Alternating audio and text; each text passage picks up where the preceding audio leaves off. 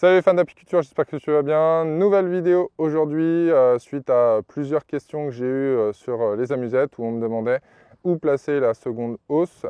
Donc je vais y répondre aujourd'hui, je vais vous montrer un petit peu nous ce qu'on fait. Si ce n'est pas déjà fait, abonne-toi et clique aussi sur la petite cloche qui est juste à côté pour être averti des prochaines vidéos. L'e-book dans la description qui est offert, et si tu veux venir aussi en formation avec nous pour faire une apiculture plus responsable et plus proche de l'abeille, écoute, tu es la bienvenue, c'est aussi en dessous dans la description. Donc je vais te montrer, nous ici on est sur le rocher forêt comme tu peux le voir. Toutes nos colonies là sont de hausse, et je vais te montrer nous entre guillemets ce qu'on a fait au niveau des ruches lors de l'installation de la seconde hausse. Alors tu as deux possibilités, soit tu prends la décision de mettre ta hausse au-dessus, ta seconde hausse au-dessus, ok, et donc ta première hausse qui est là est déjà remplie, bâtie, donc les abeilles elles vont faire quoi? Elles vont rentrer, et les manutentionnaires elles vont faire le parcours pour aller en haut, ok, pour stocker, et les cirières, pareil pour bâtir. Maintenant tu as la possibilité aussi, si tu le souhaites, de mettre ta deuxième hausse entre le corps et la première hausse qui est déjà pleine, ok, donc ça voudra dire que ta hausse vide sera entre les deux. Et ce qui va impacter que lorsque tu feras tes visites pour voir si ta deuxième hausse est remplie, tu soulèves tout simplement ta hausse pleine à chaque fois que tu contrôles. Okay, donc ce qui pour toi peut être plus dérangeant. Par contre, si tu mets ta seconde hausse au-dessus, là, tes abeilles vont devoir faire plus de chemin pour pouvoir stocker. Donc après, c'est un choix personnel, tout simplement. Il n'y a pas de bon ou de mauvais emplacement pour installer ta seconde hausse, si je puis dire. C'est à toi de faire le choix et de dire, ok, est-ce que je priorise plutôt les abeilles, ou est-ce que c'est plutôt moi que je priorise. J'ai pas trop envie de me fatiguer à chaque fois de faire une visite et regarder si la hausse est pleine, et à ce moment là je la mets au-dessus. Ça c'est vraiment après un choix personnel. Moi je vais te montrer nous ce qu'on a fait. Voilà, donc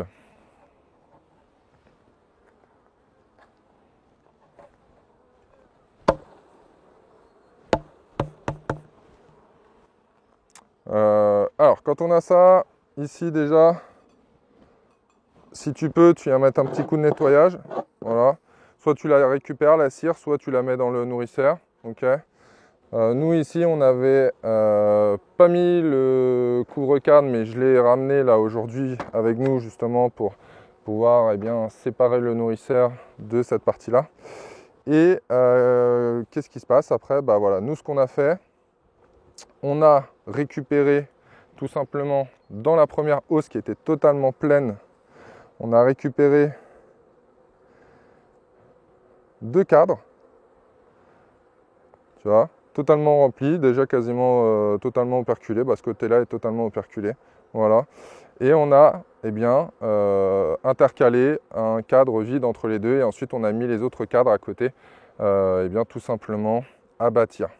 Ce qui veut dire quoi? Ce qui veut dire que quand on regarde dans le fond, si Cody t'arrive à faire un petit zoom dans le fond de la ruche, ça veut dire quoi? Ça veut dire que tu vois ce cadre-là qui est ici, en fait, au fond là, là les abeilles sont dessus, elles sont en train de le bâtir, parce que j'ai récupéré en fait 2 cadres de la hausse numéro 1 qui est en dessous, que j'ai mis au-dessus pour aider les abeilles à leur indiquer qu'il y avait une deuxième hausse, voilà, tout simplement.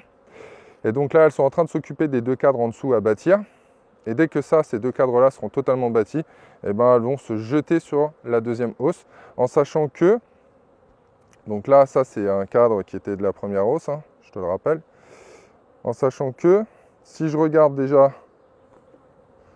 un cadre que je viens de mettre dans cette hausse à bâtir totalement vide, voilà, tu vois, les abeilles elles sont déjà dessus, elles ont déjà commencé à bâtir, et là comme tu peux le constater, il n'y a même pas d'amorce, hein, voilà, on est sur un cadre tout simplement filé, voilà. Et les abeilles, elles sont tout simplement dessus déjà, en train de bâtir. Et laisse-moi regarder un instant, et elles commencent tout juste, voilà, à bâtir et à commencer légèrement à stocker. Donc voilà nous comment on procède pour installer la deuxième hausse, d'accord. Après, tu as le choix, hein. de mettre des cadres filés, des cadres non filés, des cadres là, regarde, c'est pareil, tu les vois là, tout au milieu là, regarde, voilà. Donc là, bah pareil, là, elles sont en train de se positionner là pour commencer à mettre de la cire. Alors, lorsque tu fais ça, plusieurs conseils. Déjà, le premier, si tu prends des cadres dans la hausse numéro 1 et que tu viens les mettre dans la hausse numéro 2, je te conseille, comme tu as pu le voir là, d'accord, d'utiliser et de prendre des cadres qui sont déjà operculés. Ok, là, tu le vois, le cadre de ce côté-là, bon, il reste un petit peu sur la partie basse, mais il est quasiment totalement operculé. Ce côté-là est totalement operculé. Pourquoi? Parce que si tu ne prends pas des cadres operculés et que les abeilles, elles ont encore la possibilité d'étirer les cires et d'agrandir les cires pour pouvoir stocker, d'accord? Eh bien, lorsque tu vas mettre un cadre ici vide, les abeilles vont continuer de le tirer et elles vont carrément l'étirer jusqu'à aller sur le cadre d'à côté. Et le cadre d'à côté ne pourra pas être bâti puisqu'il n'y aura plus assez d'espacement entre les deux. Okay, donc il faut vraiment absolument que tu utilises des cadres déjà operculés pour pouvoir le faire. Sinon, ça va être la bérésina, ça va partir en vrille. Tu auras des cadres de hausse qui feront l'équivalent de 2 cadres puisqu'elles ont étiré de façon énorme. D'accord, donc ça, il faut vraiment le faire. Et ensuite, si tu commences en apiculture et que tu n'as pas forcément de hausse déjà bâtie ou de stock assez conséquent en termes de cadres de hausse et de hausse, okay, eh bien, ce que je te conseille, c'est d'intercaler, voilà, comme nous on a fait là, 1, 2, voire même 3 cadres eh bien, de hausse dans cette configuration-là, et ou d'intercaler des cadres, si tu souhaites travailler avec des feuilles de cire gaufrée, eh bien avec des feuilles de cire gaufrée, et ou sinon avec des amorces. Okay, donc il faut pouvoir, si je puis dire, éviter que les abeilles fassent n'importe quoi sur la partie hausse. Surtout dans le cas de figure où toi, si je puis dire, tu veux l'extraire à la machine. Maintenant, si tu veux presser ton miel, il n'y a pas, entre guillemets, de souci en soi, mais si tu veux l'extraire de façon plutôt traditionnelle, mécanique, eh bien là, voilà, je te conseille vraiment de faire ça parce que sinon, tu vas avoir des problèmes en termes de récupération. Ça risque d'être vraiment très problématique. Donc là, je vais refermer ce côté-là. Et je vais te montrer la hausse du dessous. Pareil, hein, je te rappelle, on ne pose jamais les hausses par terre. Si tu veux vérifier la hausse du dessous, que tu veux faire un contrôle, pareil, tu viens là, tu soulèves et idem, on ne laisse jamais de hausse ouverte sur le côté au rucher pour éviter qu'il y ait une frénésie qui se fasse au niveau des autres ruches et qu'il y ait des pillages qui commencent à se mettre en place, d'accord, et ou des bagarres entre les colonies. Donc on ferme le toit de ce côté-là, enfin le toit, le haut de la hausse, d'accord. Et là après on peut venir contrôler. Et là je vais contrôler le cadre que j'ai rajouté, tu vois, entre deux cadres déjà bâtis.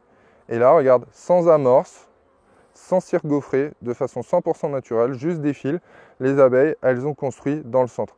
Regarde là ici cette belle chaîne d'abeilles en train de se tenir les unes les autres, voilà, pour pouvoir prendre les distances. Donc c'est pour ça, tu vois, là, elles sont déjà en train de bâtir là, les deux cadres qu'on a mis dedans. Et là, tu vois, ces deux cadres-là, je les ai intercalés entre eux, eh bien, deux cadres déjà operculés. Puisque là, vu que les cellules sont operculées, les abeilles ne vont pas désoperculer pour pouvoir étendre encore plus, étirer encore plus les cires. Donc là, forcément, elles sont obligées de se centrer. Elles sont obligées de se centrer sur le cadre que j'ai rajouté, tu vois. Voilà. Et là, regarde, idem. Voilà, regarde. Belle construction, un cadre tout neuf, bien centré. Regarde, c'est magnifique. C'est vraiment de toute beauté. Donc là, voilà, les abeilles, dès qu'elles auront fini de bâtir ces deux cadres de hausse là que j'ai rajouté dans la première, que j'ai interverti par rapport à la deuxième, eh bien, elles vont basculer dans la deuxième hausse et elles vont tout simplement aller bâtir eh bien, la deuxième hausse. Voilà. Et encore, tu as vu, hein, même dans la deuxième hausse, là, entre les deux cadres, elles ont commencé à monter pour pouvoir construire. Là, elles ont même commencé à stocker. Voilà. Donc, si tu suis vraiment le procédé, le process, si je puis dire, pour faire bâtir tes cadres et que ça ne soit pas anarchique, d'accord? Voilà, fais ce procédé-là. Nous, on aurait même pu, si on aurait voulu, hein, mais après on ne l'a pas fait, mais on aurait même pu intercaler un cadre sur deux si ce cadre-là, il était totalement construit et que les cires, les cellules plutôt, étaient operculées. Allez, celui-là, on va le checker. Après, on va refermer histoire de ne pas trop énerver les abeilles. Voilà, parce que là, il n'y a pas d'intérêt en soi. Mais on va regarder pour que je puisse te montrer. Là, est-ce que celui-là, je l'aurais récupéré et je l'aurais interverti? Alors celui-là, par exemple, là, en l'état actuel, non. Tu vois, là, il n'est pas du tout operculé. Donc celui-là, il faut que je le laisse en face des autres cadres. Parce que si celui-là, je le mets dans la seconde hausse, eh bien là, les abeilles, elles vont étirer, étirer, étirer. Et on va pouvoir se retrouver avec 1 cm de cire étirée de chaque côté. Ce qui fait que les cadres qui seront en face ne pourront plus tout simplement être construits et être operculés. Et lorsqu'on va vouloir extraire et couper sur le bois avec le couteau, on va perdre 1 cm de cire, ce qui va se retrouver après dans la presse. Enfin, on ne va pas les perdre, mais ce que je veux dire, c'est qu'au lieu de se retrouver dans l'extracteur, ça fait du travail en plus pour ceux qui veulent extraire de façon mécanique à la centrifugeuse. D'accord? Donc là, clairement, par exemple, là, ce cadre-là, tant qu'il n'est pas operculé, moi, je ne peux pas l'intervertir. Je ne peux pas le mettre dans la deuxième hausse et ici, mettre un cadre à bâtir. Parce que sinon, eh bien, les cadres qui sont en face, qui sont eux aussi non operculés, eh bien, à ce moment-là, les abeilles, elles gagnent du temps à étirer la cire plutôt qu'à bâtir le cadre. Ok? Voilà. Allez, on va refermer cette colonie parce que là, ça ne sert à rien de la laisser ouverte plus longtemps que ce qu'on a besoin. Hein. Surtout là, en l'occurrence, c'était vraiment pour vous montrer.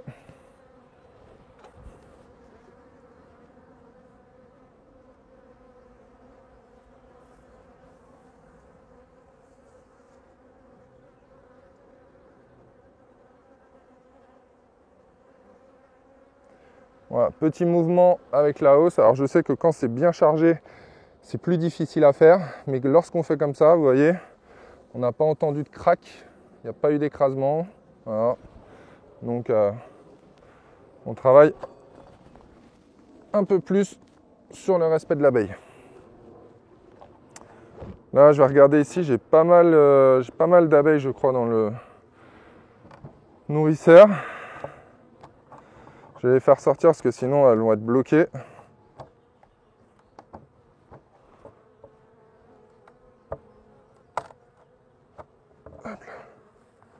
Voilà, un petit peu de monde.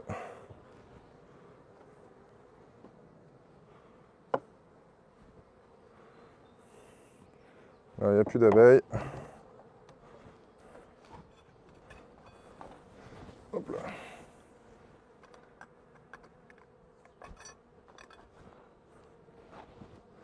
On va venir les taper devant.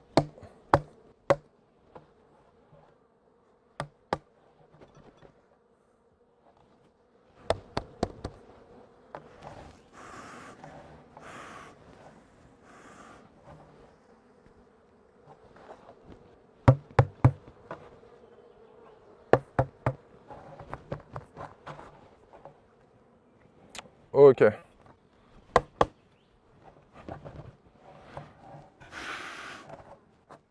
Voilà, c'est bon, j'ai plus personne. Je vais pouvoir repositionner le nourrisseur au-dessus. Il n'y en a pas en dessous. Hop là. Ça, je peux le remettre là, c'est pas grave. Il n'y a pas d'abeilles là non plus. Et donc là, on referme.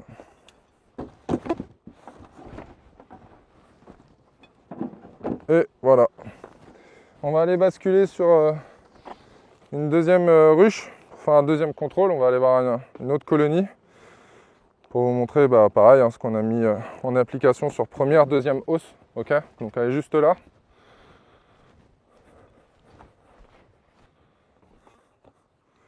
Alors surtout quand vous faites vos contrôles de hausse, hein, on n'en fume pas, pour rappel. Je sais qu'on peut voir pas mal de choses sur internet et tout ça, mais je vous conseille moi de ne pas comment dire, de ne pas en fumer parce que le miel, ça pourrait donner du goût au miel, du goût de fumée, donc c'est pas ce qu'on veut. Pareil, hein, là, vous voyez les fourmis. Là, nous, on n'a pas le couvre-cadre sur celle-là non plus. Il faut que je le ramène pour la prochaine visite. Mais là, vous voyez, les fourmis, elles sont dans le nourrisseur, les abeilles, elles sont en dessous. On n'a pas un souci particulier, quoi. Voilà.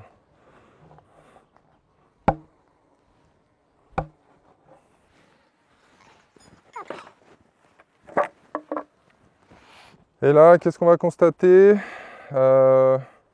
Colonie peut-être un petit peu moins dynamique, puisque je pense que là, elle n'a pas commencé à bâtir dans la deuxième. Voilà, donc très léger. On a quelques abeilles qui commencent à se mettre dessus. Ok. Elles ont refait des ponts un petit peu là. Pareil, moi qu'est-ce que j'ai utilisé? J'ai utilisé des cadres qui étaient déjà operculés. Ok. Donc un beau cadre de miel bien rempli, bien operculé, quasiment de partout. 2-3 cellules en moins, mais sinon qui est totalement operculé. Ok. Et vous voyez, c'est pour ça que je vous disais, il faut prendre des cadres qui soient déjà operculés. Parce que si c'est pas operculé, vous voyez là, ici on a quasiment voilà, un demi-centimètre de cire qui est étiré. Okay, ce qui est normal hein, dans les hausses, puisqu'on n'a que 9 cadres au lieu de 10 dans le corps. Mais si en plus on intercale des cadres qui ne sont pas cirés, pas bâtis, où il n'y a rien, eh bien elles peuvent encore étirer, mais de un bon centimètre encore en plus, quoi. Ce qui fait qu'on se retrouve avec des cadres étirés de tous les côtés de façon énorme, si je puis dire. Donc il faut vraiment utiliser cette technique. Voilà. Là, ici, si je regarde celui-là, pour votre plaisir des yeux, voilà, pareil, vous voyez. Voilà, on a vraiment utilisé des cadres qui étaient eh bien, operculés. Je vais remettre ça dessus, il n'y a pas d'abeilles, donc pas de risque. Hop là, je replace. Je vais vous montrer dans la première hausse comment ça se comporte. Voilà. Et donc là, pareil, on avait mis ici, vous voyez là, il y a ces deux cadres là en bleu là. Ça, c'est ce qu'on a mis eh bien, cette semaine. Et là, bon, on casse malheureusement un petit peu la grappe de construction. Mais vous voyez, elles sont dessus, elles commencent tout juste à se fixer. Voilà. Donc là, malheureusement, on a cassé un petit peu la chaîne de construction entre les abeilles, la chaîne naturelle. On va essayer de voir ici, si on arrive à le voir. Abeille plutôt calme, hein, plutôt cool. Et là, regardez. Vous voyez? Regardez la chaîne de construction qui est faite. Et là, ici aussi. Voilà. Et là, on voit déjà la cire qui commence à être bien tirée. Voilà. Donc là, bah, évidemment, on a mis un cadre pareil, non ciré, non amorcé, entre deux cadres qui étaient bien, déjà operculés en fait, tout simplement. Donc là, on redescend, on laisse juste le temps aux abeilles de se pousser en dessous pour ne pas les écraser, hein, parce qu'il y a la grille à reine. Et souvent, il y a très peu de place entre le cadre et la grille à reine, donc pour éviter d'écraser tout un tas d'abeilles.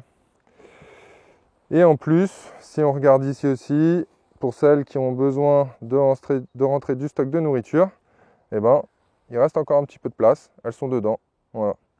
Donc après, là, c'est pas la folie furieuse parce que c'est une journée qui est un petit peu pas trop ensoleillée malheureusement. Voilà. Là, il n'y a pas d'abeilles. Pareil, je me dépêche de remettre hop là, la hausse. On n'a tué personne. Voilà. Et on referme. Je vous conseille hein, d'avoir quand même un couvre-cadre ici entre le nourrisseur et les hausses, d'accord. En général, on ne laisse pas les nourrisseurs quand il y a les hausses. Ça peut potentiellement prêter à confusion. Nous, c'est juste qu'on standardise le matériel et on évite de faire des allers-retours. Okay, donc c'est vrai que nous, il faut qu'on ramène un couvre-cadre et qu'on puisse mettre le nourrisseur au-dessus comme on a fait sur les autres ruches. Mais celle-ci, il n'y en a pas, donc à penser pour la prochaine fois. Allez, on referme et je pense que tu as compris le principe entre où mettre sa deuxième hausse. Pour rappel, hein, si tu souhaites favoriser la construction et aussi le remplissage rapide de ta seconde hausse, il faudra la mettre entre le corps et ta première hausse. D'accord, donc ça, tu favorises l'abeille. Et si tu souhaites, toi, favoriser tes visites et ton contrôle de remplissage, et si tu souhaites aussi éviter de trop solliciter ton dos, il faudra la mettre au-dessus. Comme ça, tu pourras voir ce qui se passe en termes de remplissage et de développement, puisque celle-ci sera totalement remplie. Hein. C'est pour ça que tu auras posé ta deuxième hausse. Petite précision aussi, que certains m'ont demandé, à quel moment je peux installer ma seconde hausse. Là tu l'as vu, la première hausse était totalement remplie de cadres bâtis et il restait que des cadres périphériques, les deux cadres périphériques qui n'étaient pas operculés. Nous, dès qu'on intervient à partir du centre où c'est totalement operculé et on arrive sur les côtés, sur le cadre 1 et sur le cadre 9 où il commence à y avoir des abeilles, soit qui bâtissent, soit qui commencent à remplir le cadre, mais qui n'est pas operculé, nous on anticipe. Avant qu'il y ait une problématique de place, et là on vient placer nous la deuxième hausse. Avant ça, c'est pas la peine puisque les abeilles ont largement de quoi faire en termes de travail si elles ont de la bâtisse et ou de la nourriture à mettre. Maintenant, si dans ton corps il n'y a vraiment plus de place et que tu souhaites faire construire des cadres, des choses comme ça, pourquoi pas mettre une seconde hausse vide comme là et faire monter les cirières, ce qui réduira la pression d'essaimage dans ton corps de ruche. Mais voilà, en tout cas, nous, à partir du cadre 1 et 9, quand les abeilles commencent à aller dessus pour les remplir plutôt, c'est à ce moment-là, nous, qu'on vient poser la seconde hausse. J'espère que la vidéo t'a plu. Si c'est le cas, n'hésite pas à liker et à la partager à des amis ou des connaissances qui pourraient t'intéresser. N'oublie pas de t'abonner et d'activer la cloche juste à côté de s'abonner. Et quant à moi, je te dis à bientôt sur une prochaine vidéo. Ciao, ciao!